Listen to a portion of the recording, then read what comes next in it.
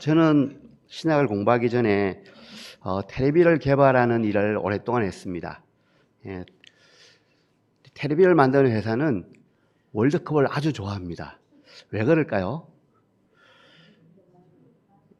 대부분의 사람들은 텔레비를 새로 바꿉니다. 언제요? 월드컵 보기 위해서. 그래서 4년마다 한 번씩 월드컵이 열리잖아요. 텔레비전이 아주 잘 팔립니다. 정말 운이 좋은 사람은 그때 진급 케이스가 되면 회사 실적이 좋기 때문에 진급을 잘 할 수가 있습니다. 대신 그 다음에는 사람들이 텔레비를 사지 않아요. 왜냐하면 이미 다 샀기 때문에. 예. 그런데 저는 이렇게 텔레비를 만드는 회사였기 때문에 이 월드컵을 볼 때 조금 다른 시선으로 보기도 합니다. 하지만 대부분의 사람들은 월드컵을 보면서 환호하기도 하고 때로는 울기도 하죠. 그죠? 울잖아요. 지면 얼마나 슬픈데요. 그리고 새벽 1시, 2시에 막 소리 지르다가 옆집에서 잠 좀 자자는 소리도 듣기도 하고, 참, 기도할 때, 2002년이죠, 그때가. 2002년에 월드컵 할 때 정말로 많은 사람이 간절히 기도했습니다. 또 프리킥 찰 때. 어떤 분은 그런 말을 하더라고요. 자기 평생에 그렇게 간절히 기도한 적은 한 번도 없었다고. 정말 월드컵은 위대합니다. 참 신기한 건 유럽은 조그만 나라들이 많잖아요. 그죠? 인구가 뭐 300만, 400만 밖에 안 되는데 벨기에 축구를 아주 잘해요. 네덜란드도 우리나라보다 인구가 반이 채 안 되거든요. 정말로 잘합니다. 정말 신기하죠. 그런데 그보다 조금 더 신기한 일이 있습니다. 인구가 14억이나 되는데 월드컵에 거의 진출을 못한 나라도 있습니다. 어느 나라인지는 제가 말하지 않겠습니다. 그런 나라가 있습니다. 이유가 있어요. 이 나라는 개인이 하는 종목은 정말 강합니다. 왜냐하면 어릴 때 사람들을 선발해서 정부에서 엄청난 투자를 하기 때문이에요. 그래서 잘합니다. 근데 축구는 11명이 해야 됩니다. 자기가 잘하려고 자기가 나서려고 하면은 경기를 지게 됩니다. 근데 이 나라는 아주 특별합니다. 결혼하면 아이를 한 명만 가져야 됐습니다. 지금은 바뀌었지만은, 이 말은 어떤가 하면은 한 남자와 한 여자가 결혼을 해서 아이를 낳게 되면 엄마, 아빠, 할아버지, 할머니, 외할머니, 외할아버지 사이에서 혈육이 딱 한 명만 태어난 겁니다. 그러니까 이 아이는 왕자이고 공주여야 됩니다. 모든 관심이 이 아이에게 쏠리게 됩니다. 이 아이는 다른 사람을 배려해야 된다는 것을 느끼지 못하고 자라갑니다. 왜냐하면 자기가 왕자이고 공주이기 때문이에요. 그래서 많은 나라들이 그렇게 평가를 합니다. 저 나라는 축구를 잘하기가 정말 어렵다. 왜냐하면 패스를 잘 안 하고 자기가 돋보이기 위해서 경기를 하는 경우가 많기 때문입니다. 축구에서 이기기 위해서는 경기장에 있는 11명이 자기가 돋보이기 위해서 경기를 하는 것이 아니라 이기기 위해서 자기 희생하면서 다른 사람과 함께 경기를 해야 되기 때문입니다. 팀워크가 정말로 중요하다는 거죠. 자, 빌립보서 2장을 읽고 왜 이 축구 이야기를 했을까요? 왜냐하면 하나 되는 것이 중요하다고 오늘 빌립보서 2장에서 이야기하기 때문입니다. 자, 2장 2절을 한번 읽어보겠습니다. 마음을 같이하여 같은 사랑을 가지고 뜻을 합하여 한 마음을 품어 빌립보 교회가 연합해야 된다고 말하는 겁니다. 교회의 머리 대신 예수 그리스도 그 명령에 따라서 유기적으로 움직이자면 복음을 효과적으로 전하고 이웃을 섬기자면 교회 공동체가 하나가 되어야 됩니다. 그래야지 하나님께서 예수님께서 맡겨주신 그 사역을 잘할 수 있는 거죠. 빌립보서 1장에서 바울은 빌립보 교회를 정말로 칭찬했습니다. 복음을 전하는 데 정말 열심을 내고 바울에게 후원금도 많이 좀 보내고, 그런데 교회 내부에는 하나 되지 못하는 일이 있었는 것 같아요. 그러니까 편지를 보낼 때 이렇게 하나 되라고 말을 하고 있는 겁니다. 어떤 문제가 있었는지는 오늘 본문에는 안 나오고 조금 더 몇 장을 넘기면 4장 2절에 있는데요. 그게 나옵니다. 내가 유오디아를 권하고 순도계를 권하노니 주 안에서 같은 마음을 품으라. 유오디아와 순도계는 여성의 이름입니다. 어떤 이유인지 밝히질 않지만 두 분 사이에 갈등이 있었던 것 같아요. 그죠? 이 갈등이 단지 두 사람 사이의 갈등이라면 빌립보 교회에 편지를 보낼 때 공식적으로 이름을 적었을까요? 당연히 안 적죠. 그죠? 네, 맞습니다. 안 적습니다. 그런데 이 갈등이 두 사람만의 갈등이 아닌 거예요. 어떤 사람은 이분을 서포트하고 어떤 사람은 이분을 서포트하고 시간이 좀 지나면은 문제가 점점 더 커질 것 같아요. 예. 그래서 바울은 이 분열의 원인 그리고 이 해결책을 알려주고 싶어서 아마 이 부분을 쓴 것 같습니다.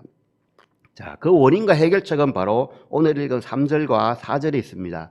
이 3절과 4절은 우리가 정말로 암송하는 대부분의 사람들이 암송하는 구절인데요. 같이 읽어보겠습니다. 아무 일이든지 다툼이나 허용으로 하지 말고 오직 겸손한 마음으로 각각 자기보다 남을 낮게 여기고 각각 자기 일을 돌아볼 뿐더러 또한 각각 다른 사람들의 일을 돌보아 나의 기쁨을 충만하게 하라. 빌립보 교회가 하나 되지 못하는 이유를 다툼이나 허용이라고, 이 다툼이나 허용 때문이라고 말하고 있습니다. 바울은 이 이기적인 허용이나 야심, 다툼 이런 것이 문제이고 겸손한 마음으로 자기보다 남을 높이라라고 권면하고 있습니다. 이렇게 다툼이나 허용을 드러내는 사람들이 많다면은 교회가 분리되죠. 그리고 경쟁심을 낳게 되기 때문이죠. 그래서 공동체의 유익을 엄청나게 방해하는 요소이기 때문에 바울은 이것에 대해서 분명하게 이야기하고 있는 것입니다. 이 다툼이나 허용이라는 것은 바로 겸손하고 반대되는 개념입니다. 바울은 바로 이 두 가지 다툼과 허용이라는 악한 요소를 없애기 위해서 바로 이 겸손한 마음이 필요하다고 이야기하는 것입니다. 이 겸손하게 되면은 다툼이나 허용 때문에 생기는 교회의 문제들을 해결할 수 있다고 말하는 것입니다. 오늘날 대부분의 사람들은 겸손은 사람에게 꼭 필요한 덕목이라고 생각합니다. 자, 우리도 그렇게 생각하죠? 맞아요. 겸손은 꼭 필요한 덕목이라고 생각합니다. 그리고 대부분의 사람들은 자신은 어느 정도 겸손한 사람이라고 생각을 합니다. 그죠? 그런데 주위의 사람들의 평가를 들어보면은 전혀 다른 경우가 많이 있습니다. 본인은 겸손하다고 생각하는데 주위의 사람들은 고개를 막 흔들죠. 이런 경우가 참 많이 있어요. 이것을 보면 겸손하기가 참 어렵다는 거예요. 겸손하기가 쉬우면은 왜 이런 일이 있겠습니까? 우리는 겸손한 사람을 높이 평가합니다. 하지만 바울이 빌립보에 편지를 보낼 때 당시 겸손이란 단어는 전혀 다른 의미였습니다. 자기보다 남을 낮게 여기는 겸손은 이 헬라 문화에서는 아주 다릅니다. 종과 주인의 관계에서 맹목적으로 복종해야 됩니다. 종은. 복종 안 하면 죽게 될 수도 있죠. 그게 겸손이라는 거죠. 그리고 사회적으로 지위가 낮거나 또는 생활이 아주 빈곤한 상태가 겸손인과 같은 의미로 쓰였습니다. 그런데 이렇게 부정적인 의미로 쓰인 겸손이라는 단어가 유대 사회에서는 하나님과 공동체 사이의 관계 속에서 이걸 재정립하여서 그리스도인이 꼭 가져야 될 덕목으로 바뀌게 됩니다. 구약 성경에 이런 말이 있죠. 하나님은 겸손한 자를 찾으시고 구원하신다. 기독교에 있어서 겸손은 자기를 평가절하하는 게 아니에요. 나는 아무것도 하지 못해요. 나는 능력이 없어요. 나는 잘한 것이 하나도 없다니까요. 이런 것이 겸손은 아닙니다. 하나님과 나의 관계에서 하나님은 모든 걸 다 하시고 완벽한 사람인데 내가 하나님 앞에 가보니까 너무나 낮다는 거죠. 아는 것도 없고 그래서 낮아지는 거죠. 예수 그리스도께서 보여주신 겸손의 본을 받는 자세로 나도 겸손해야 되겠다. 이것이 우리가 기독교에서 말한 겸손이라는 거죠. 그렇기 때문에 바울은 이 겸손이 공동체가 하나 되는데 꼭 필요한 가장 기초적인 덕목이라고 보고 그것을 이야기하고 있습니다. 겸손의 실천 사항으로 3절에 보면 자기보다 남을 낮게 여기라 이렇게 말하고 있는데요. 이 자기보다 남을 낮게 여기는 것이 저 사람은 정말 똑똑해. 저 사람은 나보다 더 뛰어나. 이렇게 막연하게 생각하는 것하고는 관계가 별로 없습니다. 나보다 남을 낮게 여긴다는 것은 그 사람을 보니까 그 사람이 특별한 부분에 아주 잘하는 것이 있다는 거죠. 그래서 그 사람이 나보다 구체적으로 그 부분을 인정해 주는 것입니다. 이것이 나보다 그 사람을 낮게 여기는 것입니다. 이러한 태도, 나보다 남을 낮게 여기는 이러한 태도가 그리스도인이 가져야 될 겸손의 모습이라고 합니다. 우리가 겸손해야 되는 이유는 하나님 앞에 우리가 나갈 수 없는 존재이지만 하나님의 긍휼로 우리가 나가기 때문에 겸손해야 된다는 거죠. 이러한 겸손한 삶은 자기의 자랑이나 또는 자기의 유익을 구하기보다 다른 사람을 배려하고 다른 사람을 사랑할 때 그것이 겸손으로 드러나는데, 이 겸손은 성경에 정말 여러 곳에서 나옵니다. 구약 성경의 잠언부터 시작해가지고요. 예수님도 그랬죠. 무릇 자기를 높이는 자는 무릇 자기를 높이는 자는 낮아지고 자기를 낮추는 자는 높아지리라. 겸손하라는 거죠. 그리고 예수님의 제자 야고보와 베드로 똑같은 이야기 말을 하는데요. 하나님이 교만한 자를 물리치시고 겸손한 자에게 은혜를 주신다라고. 그리고 바울은 에베소서에서 모든 일을 겸손과 온유로 하라고 합니다. 이처럼 겸손은 우리가 부정할 수 없는 그리스도인이 가져야 될 최고의 덕목 중에 하나인 것이 너무나 분명합니다. 자, 바울은 다른 사람을 자신보다 더 낮게 여기는 마음을 가져라 라고 하고 끝내질 않습니다. 실제적인 행동을 하라고 이야기합니다. 4절에 있는 것처럼 바울은 자기 자신의 일에만 관심을 가지고 그 일만 열심히 하라고 하지 않고 다른 사람을 돌보라고 합니다. 이것이 겸손이라고 이야기하는 거예요. 다른 사람 일을 자기 일처럼 돌보는 것, 이것이 바로 겸손의 능동적인 표현이라는 것입니다. 그리스도인이라면 자기의 유익만 구하는 것이 아니라 다른 사람의 유익을 위해서, 그 사람을 위해서 내 시간을 들이고 노력을 들여야 된다는 거죠. 그때 내가 그 사람의 이웃이 되는 거고요. 자기 일에만 몰두하게 되면 공동체가 연합이 깨지겠죠. 예. 자신에게 이익이 되는 일은 정말로 열심히 하면서 자신에게 이익이 되지 않는 일에는 나 몰라라 하면 그 공동체는 어느 정도 시간이 지나면은 공동체 본연의 역할을 하기가 어렵습니다. 빌립보 교회는 열심히 지금 복음을 전하고 있어요. 그런데 연합하지 못하는 느낌이 살짝 있는 거예요. 그래서 바울은 이렇게 이야기하는 겁니다. 겸손하라고. 그리고 자기보다 남을 낮게 여기라고, 다른 사람을 돌보라고 이야기하는 것입니다. 오른발 교회 이야기는 정말로 유명합니다. 여기에 있는 많은 분들이 이미 들어보셨을 겁니다. 미국에 있는 교회인데요. 성찬식 보다가 해독식을 아주 중요시 여기는 교회였습니다. 그런데 목사님이 오른손잡이에요. 앞에 앉은 사람의 발을 왼발을 먼저 씻겨줄까요? 오른발을 먼저 씻겨줄까요? 오른손잡이는 일반적으로 왼발을 먼저 씻겨줍니다. 상대편에 앉았기 때문에 특별한 이유가 없습니다. 그런데 한 분이, 반대편에 앉은 분이 내 발은 반드시 오른발부터 먼저 씻겨줘야 됩니다. 왼발부터 씻겨주는 걸 저는 절대로 용납할 수 없습니다. 다음에 반드시 그렇게 해주세요라고 부탁을 했습니다. 그런데 목사님은 오른발을 먼저 씻기나 왼발을 먼저 씻기나 아무 상관이 없잖아요, 신학적으로. 그래서 오른발을 먼저 씻겨줬습니다. 그래서 그 사람은 왜 내 말을 듣지 않느냐고, 내가 정말로 중요한 의견을 냈고 반드시 오른발부터 씻겨야 되는데 왼발을 씻겼기 때문에 여기저기 다니면서 계속 불평을 합니다. 그리고 결국은 그와 동조하는 사람들과 나가서 교회를 설립합니다. 그것이 바로 오른발 교회입니다. 실제로 교회 내 갈등은 정말로 사소한 데부터 시작이 됩니다. 여기서 말하기는 좀 곤란한데요. 예배 시간 어떻게 하는가? 왜 예배 시간에 문제가 되죠? 성가대가 연습할 시간이 없거든요. 물론 이 교회하고는 관계가 없습니다. 이런 거죠. 목사님이 특별히 어느 구역의 사람 누구하고는 되게 친하대. 우리는 관심이 없대. 전혀 말도 안 되는 그런 이야기 가지고 교회가 분열을 시작합니다. 이게 아무 일도 아니잖아요. 그죠? 그런데 이게 한 사람 건너가고 두 사람 건너가고 세 사람 건너가면 빨간색이 까만색이 되기 시작하거든요. 걷잡을 수가 없습니다. 이처럼 어떤 분이 교회에 담임 목사님에게 또 장로님에게 자기의 의견을 말했는데 그 교회가 그 의견을 따르지 않는다고 만나는 사람마다가 험담을 합니다. 우리 교회는 성도들의 의견을 귀담아 듣지 않아. 이상한 교회야.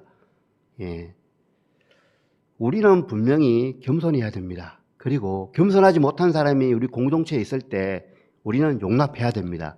그죠? 배척하면 안 됩니다. 하지만 겸손해야 된다는 것은 분명합니다. 그리고 이건 알아야 되죠. 교만한 사람들이 교회에 많아지면 교회는 갈등이 많아지게 됩니다. 이건 분명합니다. 그리고 겸손한 사람들이 많은 교회는 부족한 부분을 서로 보충해주고 사람들을 포용하기 때문에 교회의 역할을 계속해서 잘 수행해 나갈 수가 있습니다. 그런데 진짜 문제는 이제 여기부터예요.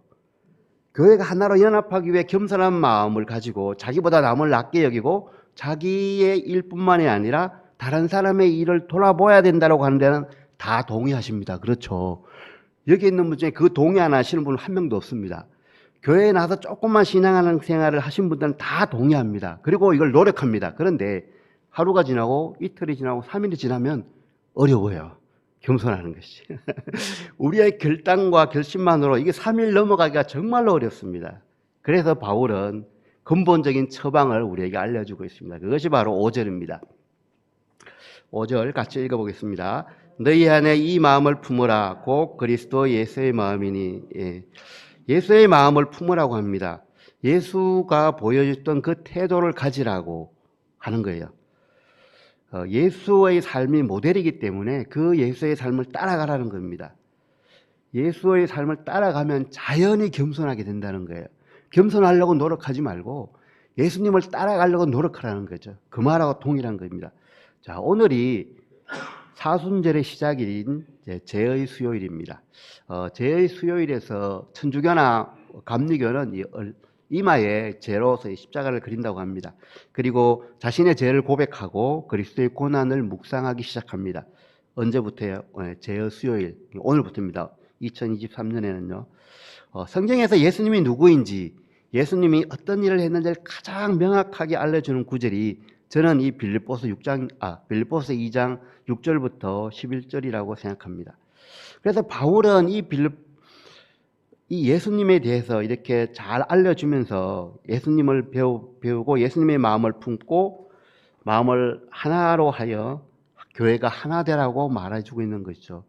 왜냐하면 교회의 공동체라는 것은 바로 그리스도의 십자가 사건으로부터 시작되었기 때문에 이 십자가를 떠나서는 교회 공동체를 말할 수도 없고 교회 공동체가 설립될 수도 없습니다. 그래서 우리는 예수 그리스도의 마음, 예수 그리스도의 태도가 무엇인지에 대해서 반드시 알아야 됩니다. 예수 그리스도는 첫 번째로 자신의 권리를 포기했습니다. 너무나 잘 아는 구절이죠. 6절입니다. 그는 예수죠. 예수님은 근본 하나님의 본체시나 하나님과 동등됨을 취할 것으로 여기지 아니하시고, 이 말은 바울에게 예수 그리스도는 하나님이라는 거예요. 본체라고 여기에 번역을 했는데, 본체라는 것은 하나님의 가장 깊은 본질, 즉 하나님의 본질적인 성격, 성질 이런 것을 나타냅니다. 바로 예수 그리스도의 신성을 말하는 건데요. 하나님의 본체를 지니고 계시다. 그러니까 예수 그리스도가 하나님이라는 거예요. 그리스도의 본체는 하나님이라는 거죠. 기독교에서 가장 중요한 교리, 삼위일체, 이 삼위일체 교리를 바로 지지해 주는 본문이기도 합니다. 성부 하나님, 성자 하나님, 성령 하나님, 이 삼위로 계시지만 영광과 능력과 지위에 있어서 동일한 하나님이라는 것이죠. 그리스도는 영원 전부터, 태초부터 하나님이셨고 지금도 하나님이시고 아직도 앞으로도 계속해서 하나님이시라는 거죠. 성육신하여 이 땅에 오셨지만 여전히 하나님의 본체인 것은 변함이 없다는 겁니다. 한편 아담은 조금 다릅니다. 하나님의 형상대로 창조된 피조물이었죠. 하지만 그리스도는 하나님의 본체로 존재하고 있는 창조주이시죠. 그죠? 그런데 이 피조물인 아담은 하나님과 동등되려고 하나님과 동등되고 싶어하는 그러한 교만한 마음을 가졌죠. 반면에 예수님은 하나님과 동등됨에도 불구하고 자기를 비워서 종의 자리까지 내려왔죠. 예수 그리스도는 하나님과 동등된 그 능력을 가지고 있지만 그 지위를 고수하지 않고 내려놓았습니다. 그렇죠? 자기를 비워서 인간의 모습으로 이 땅에 오셨습니다. 굳이 그렇게까지 하실 필요가 없다고 생각이 되는데 이 인간의 죄를 해결하기 위해서 예수 그리스도는 그렇게 자기의 모든 것들을 버리고 이 땅에 오신 것입니다. 하나님인 예수님이 자기의 권리를, 그 큰 하나님의 권리를 포기했는데 우리가 포기 못할 권리가 있습니까? 누군가 나를 알아봐 주지 않는다고 화내고 있지 않습니까? 나를 대우해 주지 않는다고 섭섭한 마음이 밑에 되게 쫙 올라올 때가 있지 않습니까? 남이 나를 알아주는 것이 중요한 것이 아니라 하나님께서 나를 어떻게 보시냐가 중요하죠. 이것을 꼭 기억했으면 좋겠습니다. 두 번째로 예수님은 종의 모습으로 이 땅에 오셔서 사람들을 섬기셨습니다. 7절입니다. 자기를 비워 종의 형체를 가지사 사람들과 같이 되셨고, 그리스도께서는 하나님과 본체였죠. 하나님의 본체의 모습을 가지고 계셨으나 성육신에서 존재 방식을 완전히 바꾸었다는 거죠. 사람이 되었다는 거죠. 예. 성육신을 하셨기 때문에 이제는 모든 것을 다 하시는 전지하신, 또는 모든 것을 다 할 수 있는 능력이 있는 전능하신, 그리고 모든 곳에 다 계신, 시간과 공간의 제약을 받지 않는 편재하신 같은 요소들을 제한하셨습니다. 예. 한마디로 그리스도는 자기를 비우셨다는 거죠. 예. 자기를 비웠다는 것이 자기의 본질을 다 버렸다는 것은 절대로 아닙니다. 여전히 가지고 계셨지만 그것을 제한한다는 거예요. 이 땅에 있을 동안에. 그렇기 때문에 하나님은, 예수 그리스도는 하나님과 동일한 본체이시지만은 이 땅에 와서 구속 사역을 하기 위해서 잠시 인간이 되셨다는 겁니다. 종의 형체를 가지고 그 일을 하셨다는 건데요. 여기서 종은 이사야 52장에 나오는 메시아로서의 종을 이야기합니다. 예수님은 종으로서 하나님이 하라고 하는 모든 일을 다 하셨습니다. 하나님의 뜻을 온전히 다 행하셨고요. 그렇게 함으로써 결국은 성부 하나님께 영광을 돌리셨죠. 그런데 예수님은 하나님이시면서 마구간에 오셨습니다. 공생의 기간 동안 머리 둘 것이 없을 정도로 아주 가난하게 사셨습니다. 그리고 죽은 후에 자기의 무덤도 없이 남의 무덤에 장사됩니다. 예수님은 어떤 종의 모양만 갖추신 것이 아니라 실제로 종처럼 그렇게 사람들을 섬기는 삶을 사셨습니다. 완전한 하나님이신 그분이 이 땅에서 완전한 사람이 되어 사람을 섬겼다는 것이죠. 예수님은 외적인 모습에 있어서 다른 사람과 전혀 다름없는 동일한 똑같은 완전한 사람이 되셨습니다. 여자의 몸을 통해서 태어나셨고, 밥을 먹지 않으면 배고파하셨고, 줄이 씻고, 피곤함도 느끼시고, 잠도 주무시고, 슬퍼하시기도 하고 울기도 하시고, 육신을 가진 우리들이 경험하는 것을 다 경험합니다. 경험하셨습니다. 예수님은 이처럼 완전한 인간이 되셨습니다. 여전히 신성은 갖고 계시지만 신성은 잠시 제한해 두셨던 것이죠. 그래서 여전히 신적인 본chất, 신성을 가지고 있었기 때문에 사랑이나 거룩이나 진실, 의로움 같은 것들을 완전히 다 가지고 계셨죠. 그리고 인간의 형상으로 오셨기 때문에 편재, 전지, 전능, 모든 것을 아시고 모든 것에 계시고 모든 것을 할 수 있는 것을 잠시 제한하셨다는 거죠. 그래서 우리처럼 공간과 시간의 제한을 받으시고 배고픔도 느끼고 피곤함도 느끼고 하는 인간이 되었다는 것이죠. 하지만 우리가 기억해야 될 것은, 그렇지만 예수님은 죄가 없으신 분이었다는 거죠. 자, 주위에 혹시 개 키우는 사람이 있습니까? 개가 얼마나 예쁜 짓을 많이 하는지 주위에 개를 키우는 사람을 보면 알 수가 있습니다. 개 주인이 개를 좋아하는 것을 넘어서 이제는 개를 사랑한다라고 표현합니다. 그리고 개한테 재산을 상속하기도 합니다. 한국에서는 법적으로 가능한지 모르겠지만 다른 나라에서는 가능합니다. 그런데 혹시 그런 이야기 들어보셨습니까? 개를 너무나 사랑해서 내가 개가 됐으면 좋겠다 이런 사람을요. 없습니다. 그죠? 하나님은 창조주세요.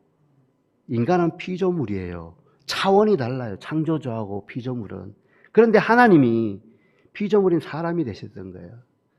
사람이 개가 되는 것보다 훨씬 더 큰 갭을 예수님은 뚫고 이 땅에 오신 것이죠. 그렇게 오셨던 예수님은 나를 섬겨라, 내가 누군지 알아, 내가 하나님의 아들이야 라고 하지 않았고 다른 사람의 발을 씻어주면서 그렇게 다른 사람을 섬겼습니다. 우리는 예수님처럼 다른 사람의 발을 씻겨주는 것까지 가기는 상당히 힘들 수도 있습니다. 하지만 사소한 일에 다른 사람을 섬길 수는 있지 않겠습니까?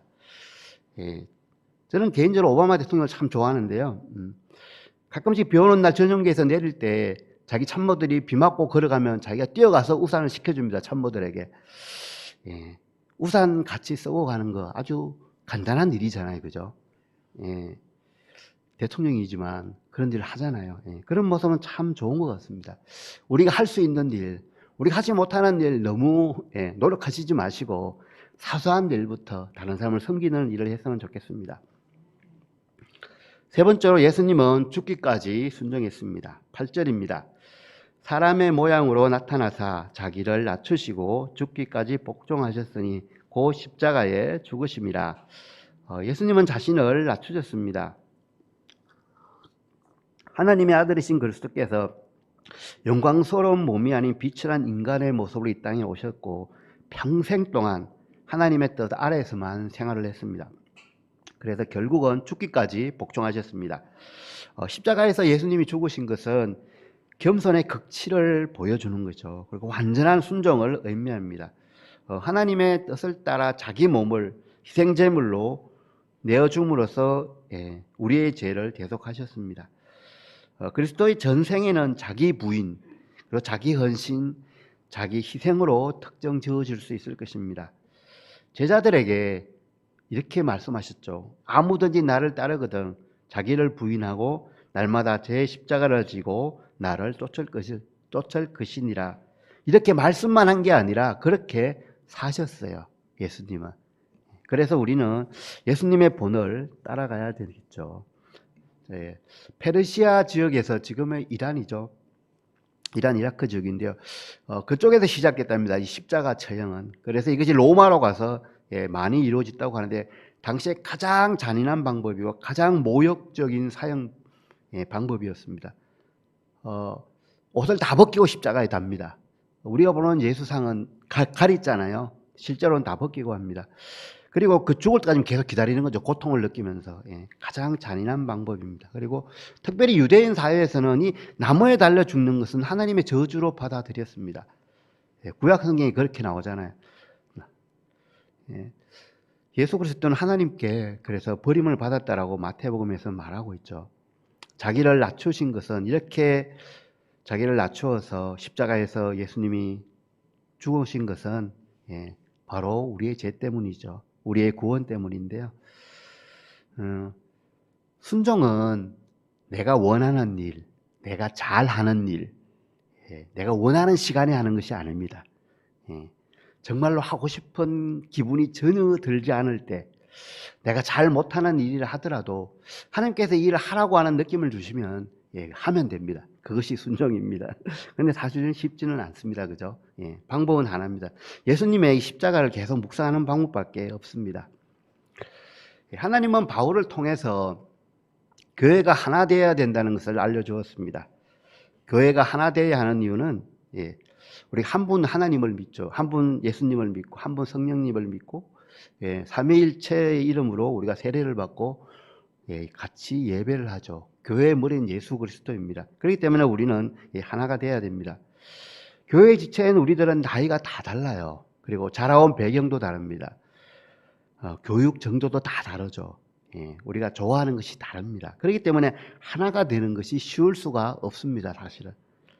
하지만 우리가 예수 그리스도를 정말로 온 힘을 다해서 따라가고 예수 그리스도처럼 나도 살아야 되겠다라고 결심하고 따라간다면 하나 될 수가 있습니다.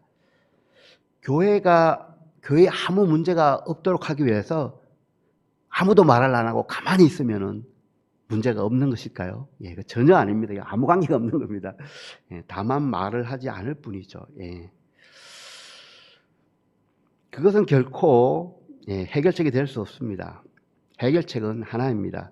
교회가 하나 되는 해결책은 예수님이 누구인지 그리고 예수님이 어떤 일을 하셨는지 우리가 매일매일 묵상하는 그 길밖에 없습니다. 자기 자신이 부족하다. 나는 이런 부분이 정말로 부족해. 이런 부분 매일 묵상하면 개선이 안 됩니다. 자기의 부족한 부분을 묵상하지 말고 예수님을 묵상하십시오. 그러면 해결이 됩니다. 예수님을 따라가면 문제 해결이 된다니까요. 아무리 그래도 갑자기 자아가 착 올라와가지고 실수를 할 때가 있잖아요. 그죠? 포기하지 않으면 됩니다. 그리고 다시 나아가면 됩니다. 우리가 말한 그 위대한 바울도 고린도 전서에는 내가 날마다 죽노라 이렇게 고백합니다. 바울도 얼마나 힘들었을까요? 똑같습니다. 우리처럼. 하지만 바울은 그렇게 해냈죠. 왜냐하면 바울이 매일매일 예수 그리스도의 그 십자가를 묵상했기 때문입니다. 포기하지 않고 예수님을 묵상한다면 예수님이 누구신지 예수님이 어떤 일을 했는지 그 예수님이 나하고 어떤 관계인지를 묵상한다면 우리 교회는 반드시 하나가 될 것입니다. 그리고 내가 이렇게 예수님을 묵상하고 하나님께 더 가까이 간다면 내가 속한 공동체가 좀 더 하나 되는데 기여를 하게 될 것입니다. 십자수 공동체 교회에 속한 모든 분들이 예수님의 마음을 품고 예수님을 묵상하고 한 걸음 한 걸음 더 나아간다면 우리의 교회는 더욱더 든든히 서갈 것입니다. 그리고 많은 교회 중에 하나의 교회가 아니라 바로 그 교회가 될 것입니다. 아멘.